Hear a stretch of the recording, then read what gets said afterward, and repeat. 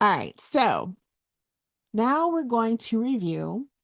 Again, not a long session. I think I have like 16 like slides we're going to kind of go through. So again, not a long session, but I still want to kind of like check in. We have a Quizlet. We're going to do poll questions kind of like the traditional way. So we are going to do them back and forth as we move forward. Sometimes I'll break them down. Sometimes we'll kind of do regular poll questions. Sometimes I'll throw you guys, like I'll let you guys know, hey, if you have a question before, I'll probably send messages like Monday. If you have a question you want us to kind of go over, send it to me and we'll actually cover it in the live session. And that's for both 300 and 310. So for 300, I'll ask for them on Tuesday. And of course, for 310, I'll ask for just different questions that you would like for the following day. And that's even if it's a question like from the exercise, I'll change like the word so it's not exactly, but I'll try to keep it consistent so that it just makes sense. Okay. Now, of course, then I'm going to let you guys out, kind of rest, close the book, walk away.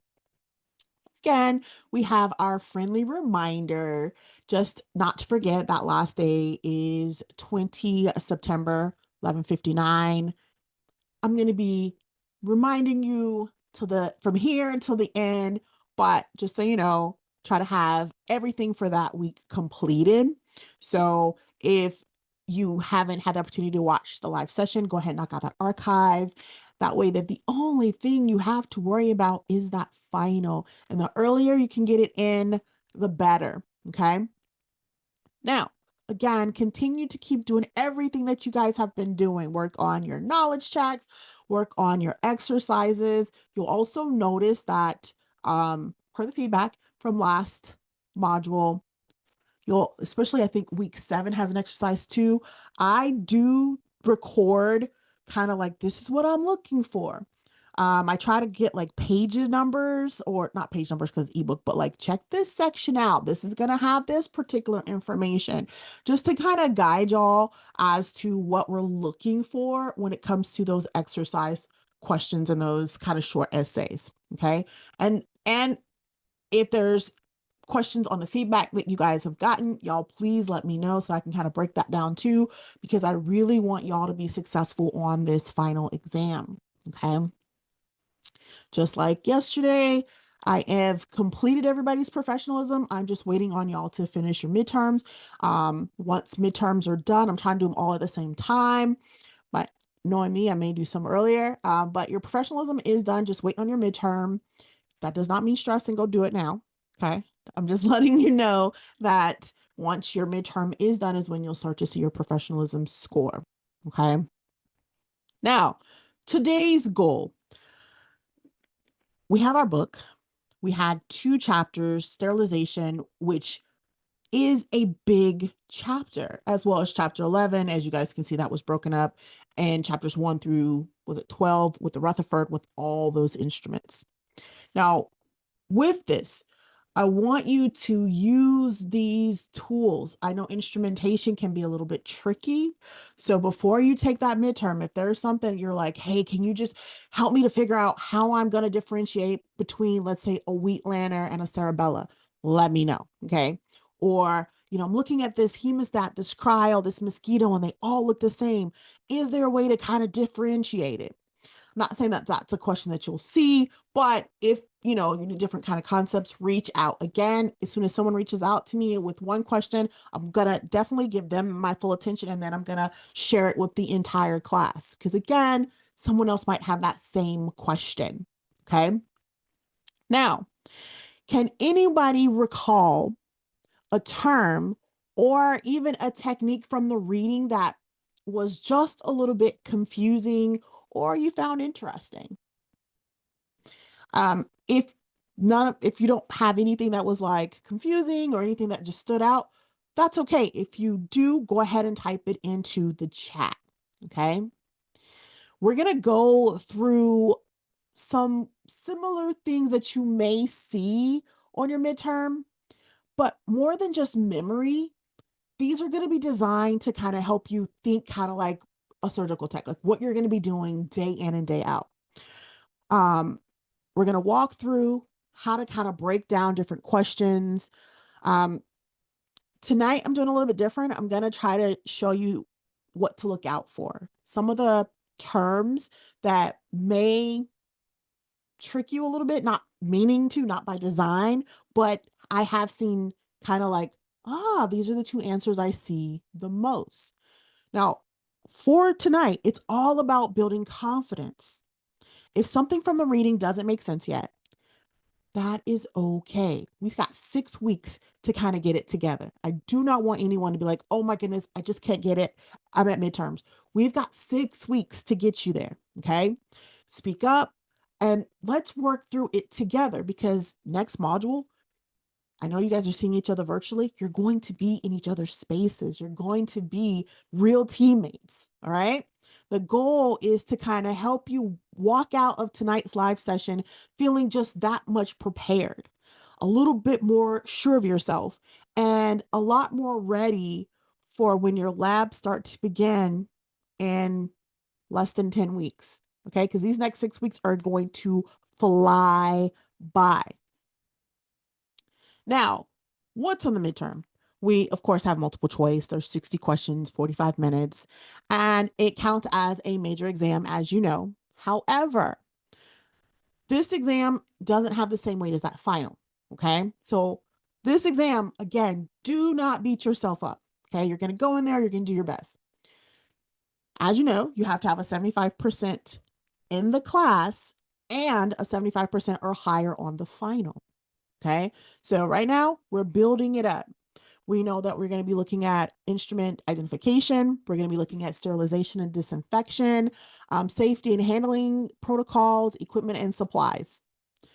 Pace yourself. Okay. You have a little bit under a minute per question with 44 minutes. So just pace yourself. When you start feeling yourself starting to have anxiety, breathe and trust your instincts. I know for me, we talked about it yesterday. I have a habit of second guessing myself, which I know is bad. So try to just kind of like pick your answer, kind of go back. You know that you know it.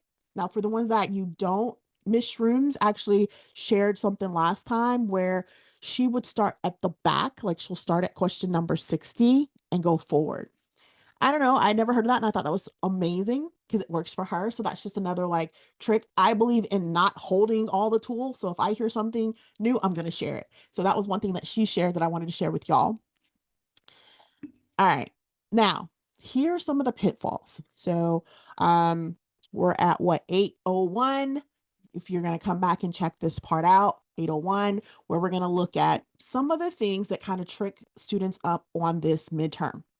Now, a lot of students confuse which sterilization method to use, whether it's steam, gas like ethylene oxide, or chemical.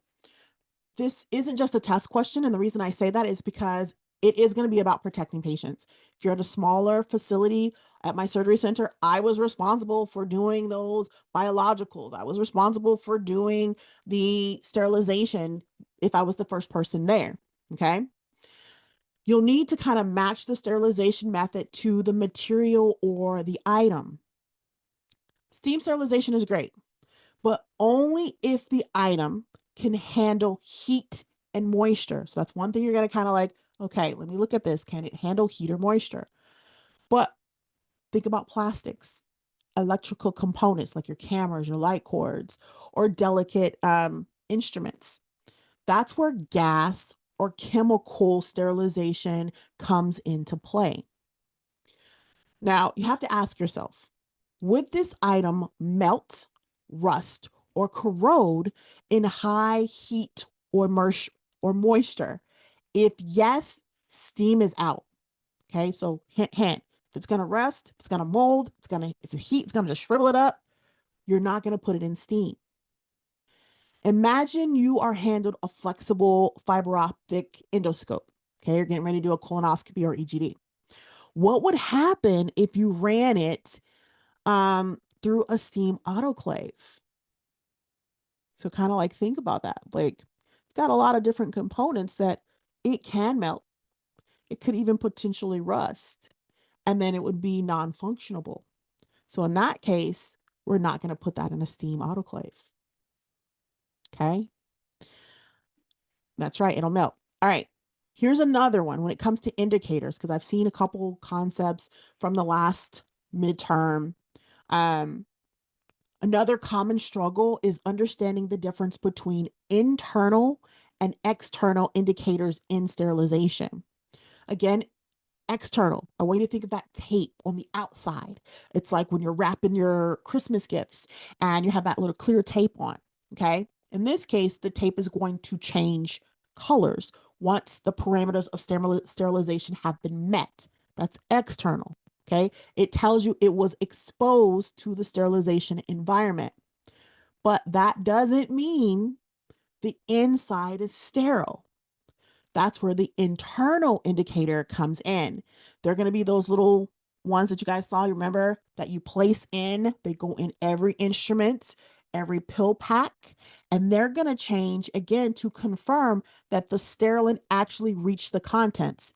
Again, you have not heard me say that they're sterile. Y'all remember that, right? It's when that BI test comes in, when now we can confirm that the spores have been killed and sterility can be confirmed. So external, the outside's been exposed. Internal, the sterilant has reached the items. The BI test, now we can confirm sterilization.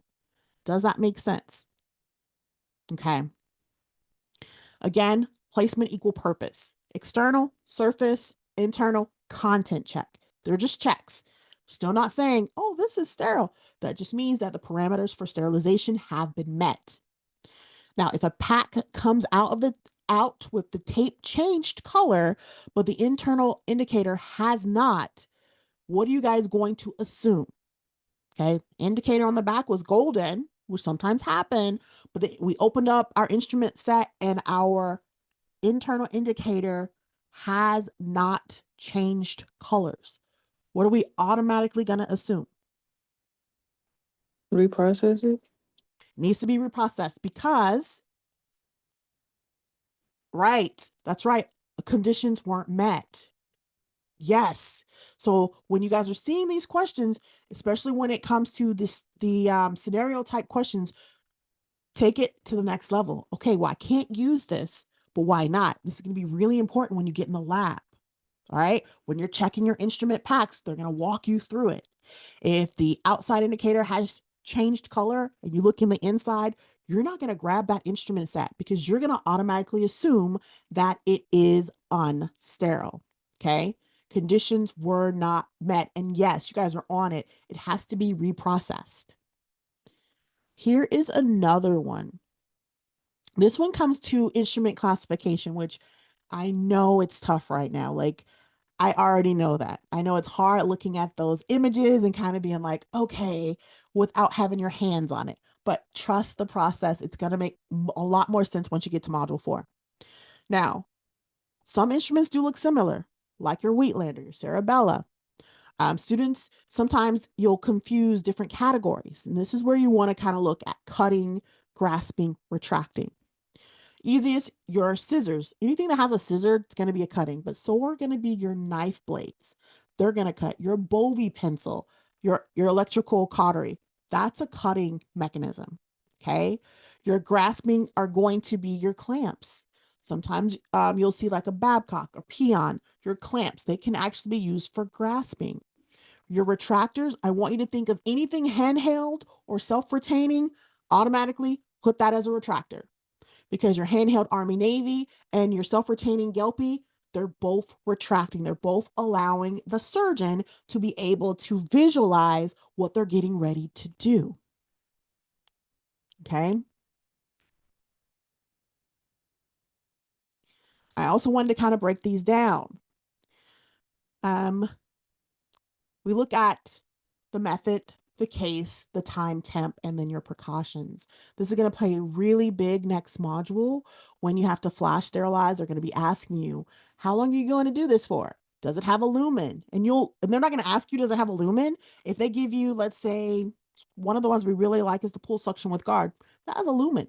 You're going to look and see, and they're going to ask you, how long did you sterilize that for? What was the parameters, meaning time and temp? Okay.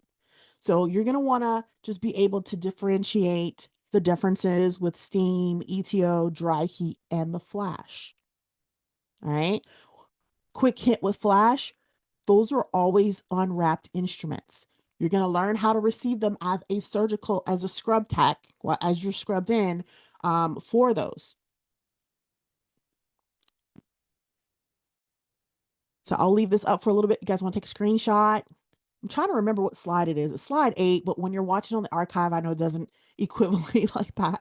Um, we're at 1535. So slide 8, the sterilization method table.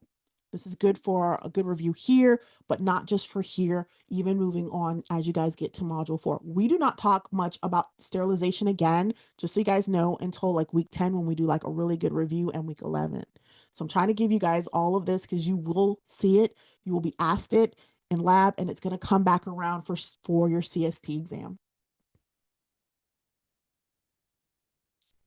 The air, the time that it has to get exposure to. So it needs to dry a little bit longer. Excellent question. So the question is, what does the aeration mean? Okay, so we have to have it, it has to be aired out a little bit longer. Excellent question. Okay. Again, I wanted to kind of break this chart down too. So instruments are designed to do a couple things. Cut tissue. It has to be cleanly and precise. Your scalpels, your Metzenbaum scissors, Mayo scissors. There are some dissecting tools like tenotomy scissors that dissect and cut. Okay. They're going to be more for delicate. You'll see them more in like your plastics, small general surgery cases, maybe even derm. They're smaller. Okay. They're for fine work. We have our grasping and holding. These are going to help your hands. So when I pass instruments to my surgeons, in my mind, I already know that that instrument is an extended part of my fingers and their fingers. Now, that means that when they are using the instruments, they're manipulating in a way without having their fingers like all in the field. For example, your Adsons, okay, your Adson forceps, Alice, Babcock. These are going to be extensions. And when you're in the OR, it's going to click. They're extensions of the surgeon. The type of jaw, whether it's serrated, smooth, or ring, that's going to tell you what it's meant to hold. Okay, go back to when I was showing you what instruments go with what type of tissue. Then take it a next level, because that's really going to help y'all anticipate, especially when you get in the lab. Y'all are going to like blow the socks off of the lab instructors and Miss Hughes. Look at, for example, viscera. You're going to want something a lot smoother if you're dealing with like the liver versus your intestines. Still kind of smooth, but think about the different instruments. It's going to be more of a Babcock to kind of grasp and manipulate it versus bone. You're going to want something that's a lot stronger, like a clamp versus muscle, where you may use a coker, because believe it or not, muscle is really tough. Or even tendons. When you do your first Achilles tendon, you're going to be like, oh, that's really tough. That cartilage, that tendon is really hard, where you're going to see them. It's going to look a little brutal. It's not, it doesn't hurt the patient. They're asleep. It's not going to hurt you, but they're kind of pulling it hard to get it to do what it needs to do. Your bicep tendon is another one. If you can get in there sooner, you can get in there and manipulate it. After, I would say, if you get one in there that's like 2 or 3 weeks, y'all might be in that case for a while. And it'll make sense when you're in there why you're using the instrumentation that you are. Okay. Clamping and occluding. Now, I want you to think of controlling blood flow. You got a bleeder. I hate when Grey's Anatomy, I got a bleeder, give me blah, blah, blah. And you're just like, that's not what we do. But go with me for a second. So you got a bleeder and they're like, clamp. And you give them a clamp, hemostat, cryo, Kelly, mosquito, and they're going to occlude that blood vessel because you don't want the patient bleeding out. Okay. Notice whether they're curved or straight. That's going to depend on where you're at. You're going to be able to anticipate that. And you look at how long the jaws are. That's going to be how deep they are in the body. If you're doing a little vessel on the wrist, you don't need a long peon clamp, right? Or a Statinsky, because it's just superficial. But if you're all the way in the vena cava, you got the rib approximator, you got everything opened, they're going to need something to be able to get in there. That's going to make a bigger difference. With retracting, remember I was saying that so that the surgeon can see exposure. They're holding tissue or organs out of the way, giving the surgeon that clear view. We're an important part of the team. If it's just you and Samantha, you're right in front of me. So I am your surgical tech. Okay. Congratulations, Dr. Edwards. So Dr. Edwards is in there doing her thing. And she's like, I need you to hold retraction here. So she's going to give me, let's say, a Richardson Eastman, and she's going to toe me in, meaning she's going to place me where she wants me. Okay. And then I'm going to hold retraction, giving her the exposure she needs to do what she's got to do. Okay. So think about retracting in that aspect, not just handing it to them, because we're taking you out to the next level. It's not just handing it to them, you're handing it with a purpose. Okay. Again, it can be handheld or self retaining, like your Wheatlander. I want you to think of the retractors as your OR windshield wipers. What do we use windshield wipers for, right? We're trying to clear the visual field so that it works and gets things done. Scratch that. Windshield wipers go back and forth. They're going to go in a place and stay because I don't want y'all to be like, we're moving back and forth because Dr. Edwards will be like, what are you doing? Get out, right? But you're going to hold them in place, okay? Trying to think of getting everything else. Suturing. Needle holders, your Mayo Hager, your cryo. So if you notice what I'm doing is kind of guiding you as to how to group them. Grab your needle holders. They're going to be for suturing. Grab your retractors, both handheld and self-retainer. Those are going to be retracting. Your sutures or your cutting. Don't just think your scissors, okay? Because you have other instruments that do the same thing. You're going to pay attention to subtle differences, a Coker versus a Kelly. Our Quizlet today is going to be on instruments just because I feel like it'll be a little bit easier to kind of just see them.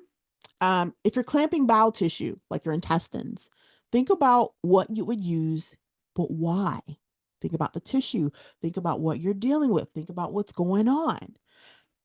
Use that guide to kind of help you as you are gearing up, not just for this exam, because I know as a student, y'all want to know these instruments because I was there. Okay.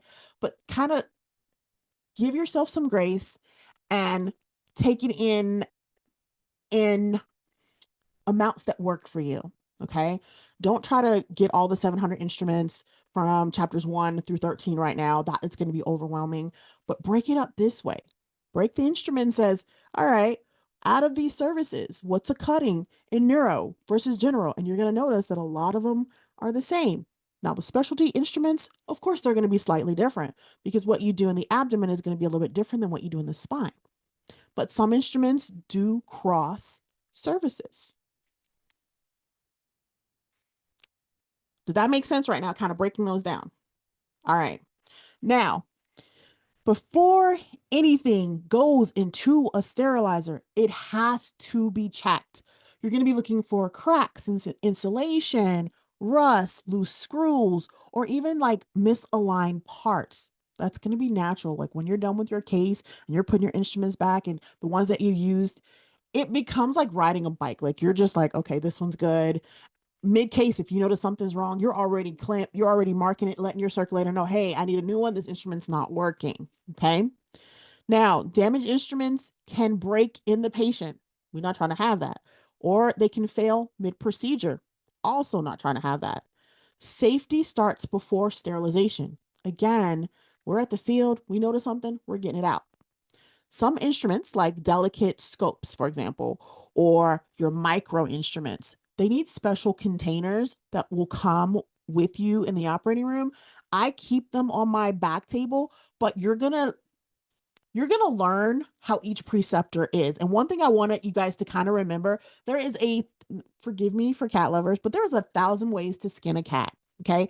The reason I say that is because you're going to get in that and get into your clinicals and you're going to see 10 different people do the same case 10 different ways. And they may even do that. One person may even do one case, like one type of case, 10 different ways, depending on the procedure.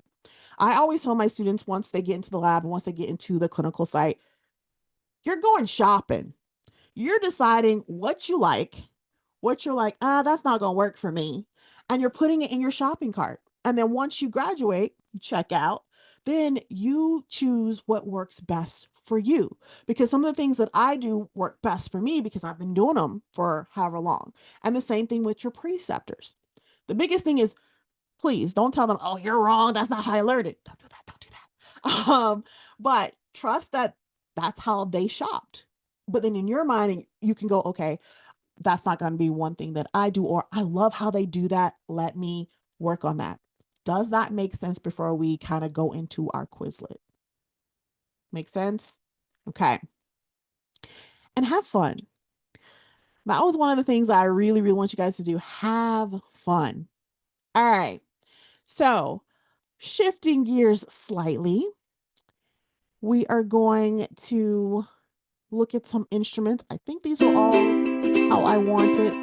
Again, I want it fast round. So give me a second to make sure fast mat round. 3 winners.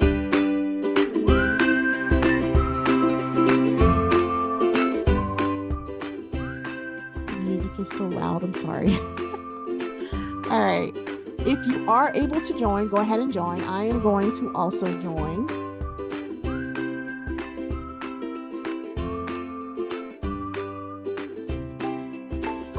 And just like I did yesterday, I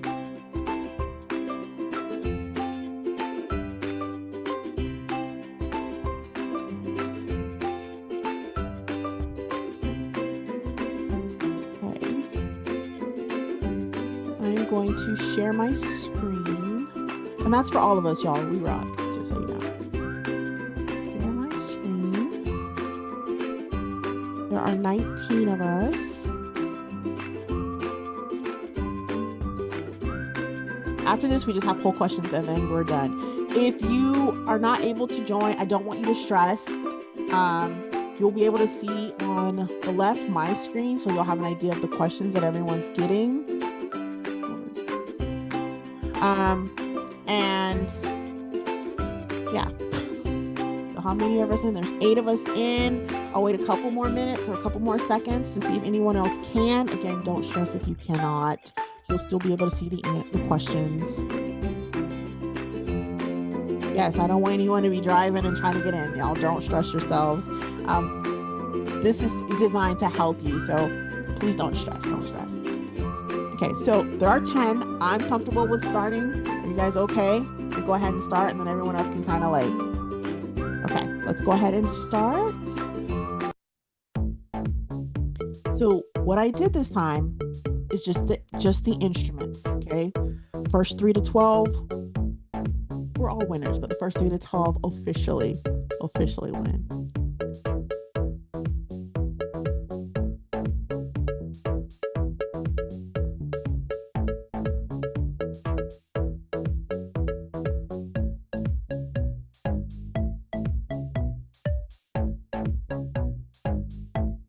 I'll try to slow down so you guys see, for those who are watching, if you get it wrong, what happens? It tells you what to do and then you can go back. I love that about Quizlet. A lot of the instruments have the name in the definition. So again, I want you guys to kind of see how that works.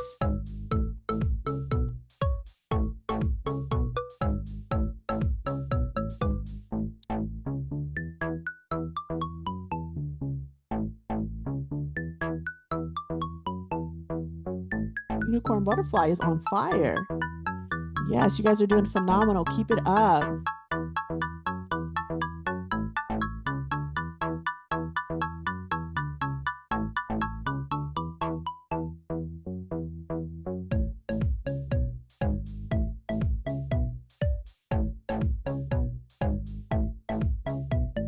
Unicorn butterfly, and you guys are rocking. Keep going.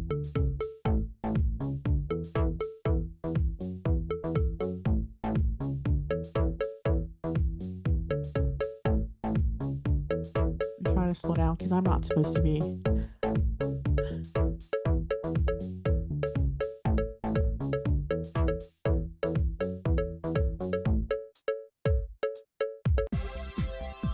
Awesome. Good job. Good job. Again, this Quizlet, I'm gonna make sure you guys have again. I'll try to get all of the Quizlets in one section from like weeks 1 through 4 and put it all in the archive for week 4, just so that they're all there for everybody. But good job. Good job. Good job. I've got to get that music off. Sorry, y'all. It's just too much. All right. Now, we're doing our poll question kind of like old school. Like I said, I'm going to be kind of rotating different things. I have a breakout room that we're going to try in the second half. Um, Fingers crossed that it's okay. It's only 6 questions. There are 4 or 5 true and false, and one kind of fill in the blank or short answer. Do the best that you can. For those of you who are watching, here are the same questions that they have. Okay, so there's only 6 questions. We'll have 6 questions, 3 minutes to complete them. Okay, so that kind of gives you like 30 seconds a question. They're true and false, but the key here is to kind of go with your first instinct.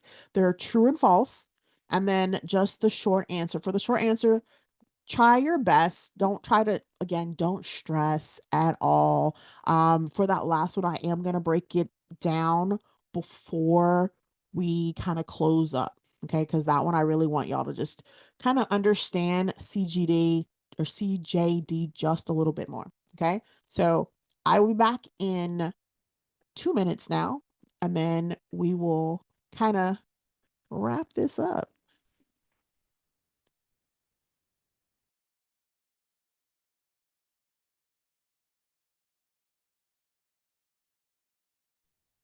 Also, if you're driving, don't stress.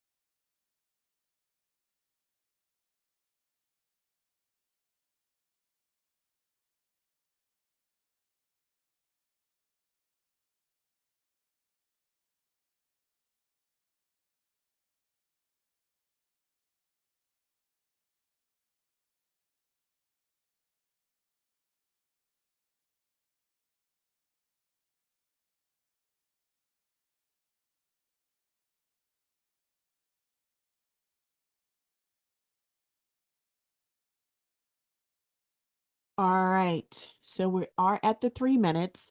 I am gonna kind of end the poll. I know some people are, I'm not done yet. Don't let that worry you. The idea is to kind of like think fast. Okay. So I'm gonna go ahead and end the poll. Give me 1 second. And I should be sharing the results. So everyone that's here. Now, for that last question, okay, when they're asking what special handling and sterilization techniques are required for instruments used on patients with Creutzfeldt-Jakob disease, okay, what we're actually looking at. Now, instruments used on patients with this particular disease require special handling and sterilization techniques.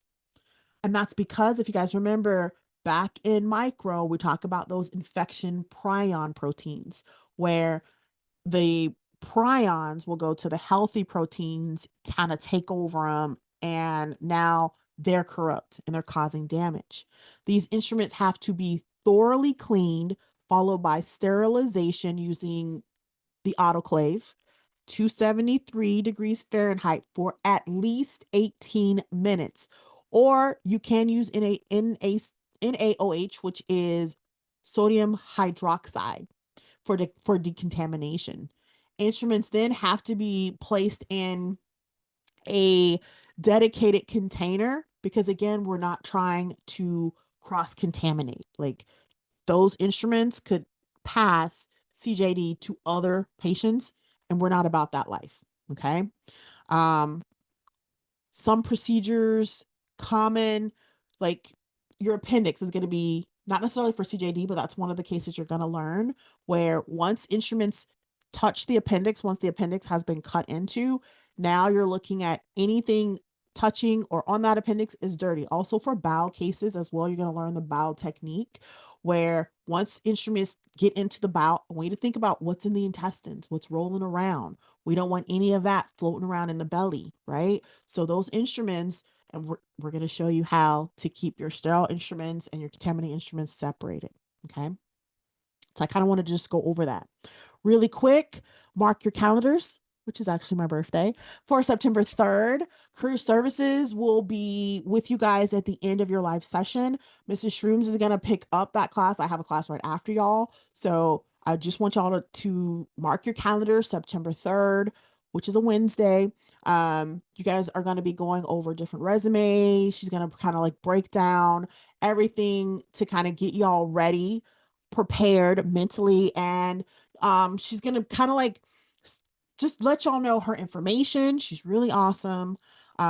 She's gonna let you guys know what to expect in the next Career Services. So if there's one session that you really like, this is one you want to be at. Okay, so it's gonna happen right after our session, and you will be given your Zoom link. Okay. Kind of like what I did last time when Dr. Heron wanted you guys. I'll do the same. Like in this class, I'll be like, hey, don't forget you have Career Services and here's the link. Okay. So be on the lookout for that. Couple more things. Now I did want to give you guys some scenario questions that you could potentially see. You have a surgical technologist is preparing to sterilize a laparoscopic instrument that included rubberized insulation. The facility uses multiple sterilization techniques, including saturated steam, hydrogen peroxide, plasma, and ethylene oxide gas. Which sterilization method is most appropriate for this situation and why? And so you have A, B, C, and D. Okay. You kind of will see, now this isn't for you to answer, but just to kind of, so you can kind of see some of the structures of questions that you will be getting as the program progresses.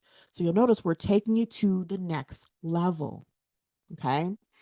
And it's just to really set y'all up for success. All right. I don't want y'all to kind of like, I want y'all going into the next module knowing that you know that you know. See if anyone's look at what you guys are writing. You guys are all close. Hi, I see it. There's one individual that just typed it. I'm looking. And it is Miss Alexandria. So good job, good job. Now, the reason C is correct is because laparoscopic instruments with rubberized insulation are going to require that careful sterilization because we want to avoid damage to sensitive materials like that rubber and plastic. And we think about the other ones. We have A, it's effective. The heat or the high heat and moisture can actually damage the rubber or plastic components. So for this particular item, it's not ideal. B, which no one chose, is flash. So that's going to be something what we need immediately, like something's during the case, something drops. We've got to wash it really quick, flash sterilize it to get it back into use. D, of course, is ethylene oxide. Remember, low temp. So it's safe for heat and moisture sensitive instruments. It goes back to, will it melt? Will it rust? The plastic can actually melt. And glutaraldehyde, which was D, is great. It's a high level disinfectant, but it's not a true sterilant. So that's why that one's not the best choice. It's not reliable for terminal sterilization for surgical instruments. Now, I want you to think of it this way. For that laparoscopic instrument, it's actually going inside of the body. For colonoscopes, I know this sounds weird, but we're going into a mucous membrane, thinking about where that's going. So that's why we're able to use the glutaraldehyde soak versus for the laparoscopic instrument. Does that make sense? Okay. All right. Y'all, this is the wrap up. For those of you that are watching this playback, I have 3 questions. Why is it important to properly clean and sterilize surgical instruments before and after use? How does understanding different types of surgical instruments help us as healthcare providers during our procedure? And what are some ways we can prevent the spread of infection in the operating room? Now, before we get out of here, I do want to take time to check in with y'all. We covered a lot of critical material. I do want to break some pitfalls that I did see over the last couple times that I had the privilege of going over this course. But how are you feeling now as we move forward? Kind of like I did yesterday on a scale of 1 to 5. Okay, I see great. 1 meaning I am feeling lost. Thank you, but you're killing me. Or 5, I'm confident and I'm ready to apply. I'm looking for some 4.5s again. So 5, okay. Now keep in mind what you learned or what we went over today is a guide. I still want you guys to get in your books. I still want you to be engaged because there may be some stuff that like I couldn't go over everything in our small period of time. But dig into your books. If you have questions, y'all, I am here. Okay. Now, with that, what questions do you have for me? Looking, I don't see anything. Y'all know it's going to be. We're going to get you guys out of here. I don't see anything. Well, in that case, you guys, I believe in you. Happy midterm week. May the odds be forever in your favor. Have a wonderful rest of your evening. Close your book, walk away, and I look forward to seeing everyone who can attend our next live session. Good night, everyone, and you got this.